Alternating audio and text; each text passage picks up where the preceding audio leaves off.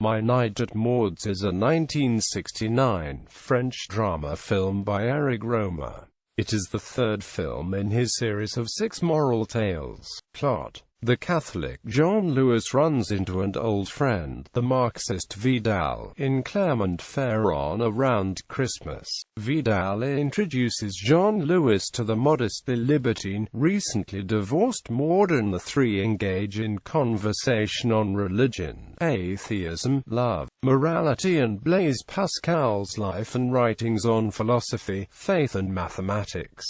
Jean-Louis ends up spending a night at Maud's. Jean-Louis' Catholic views on marriage, fidelity, and obligation make his situation a dilemma, as he has already, at the very beginning of the film, proclaimed his love for a young woman whom, however, he has never yet spoken to. Cast: Jean-Louis Trintignant as Jean-Louis, Françoise Fabian as Maud, Marie-Christine Barrault as Françoise, Antoine Vitez as Vidal, Leonard Cohen as himself, Guy Ledger as preacher, Anne Dubot as blonde friend, Marie Becker as Marie, Maud's daughter, Marie-Claude Rousier as student.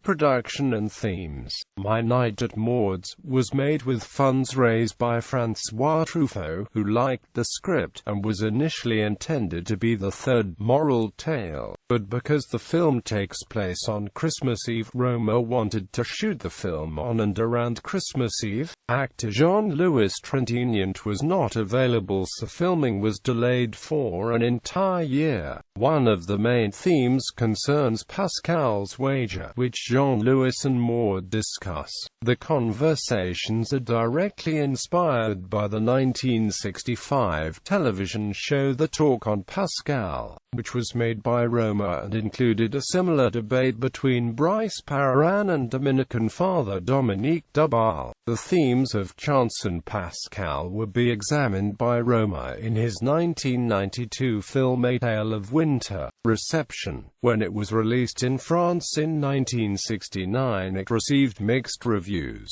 Guy Teixeira of La Aurore wrote that the best compliment we can pay Éric Rohmer is to have done with My Night at Maud's a talking film. I mean, the opposite of a talkative film where the text would be used to fill the gaps. That is to say, a work in which eloquent silences are felt as lack of understanding about both is constant. Claude Garçon of La Aurore said that, "We do not underestimate the ambition of such a work, but we say right away that film, with its own laws, does not lend itself to such a subject. The theatre, or the conference would have better served the purpose of the authors, because such controversies have nothing photogenic, apart from the presence of the beautiful Françoise Fabian and that very good actor Jean-Louis Trintignant." Henry Chapier of Combat called it a bit stiff and intellectual. Jean Rochereau of Le Croix called it a masterpiece, whose superb insolence toward everyone excites me and fills me. Jean de Baroncelli of Le Monde wrote that it is a work that demands from the viewer a minimum of attention and complicity. We find ourselves on the fringes of worries and obsessions of the time. Its commitment goes beyond the everyday, yet this is, in our view, worth the price. We are grateful to Éric Rohmer for his haughty, if a little outdated, austerity.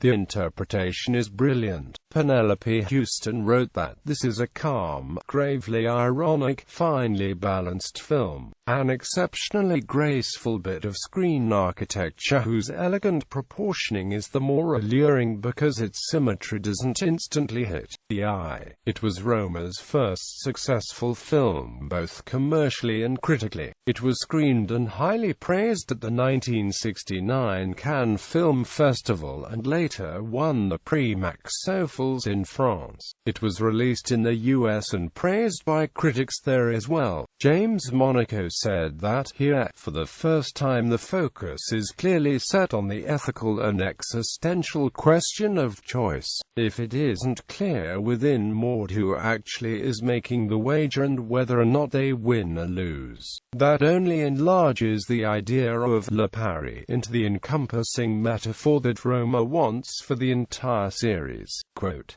its art house theater release in the US was so successful that it got a wider release in regular theaters. Awards. The film was nominated for the Academy Award for Best Foreign Language Film and Best Original Screenplay and was nominated for the Palme d'Or at the 1969 Cannes Film Festival. It won the 1969 Prix Méliès.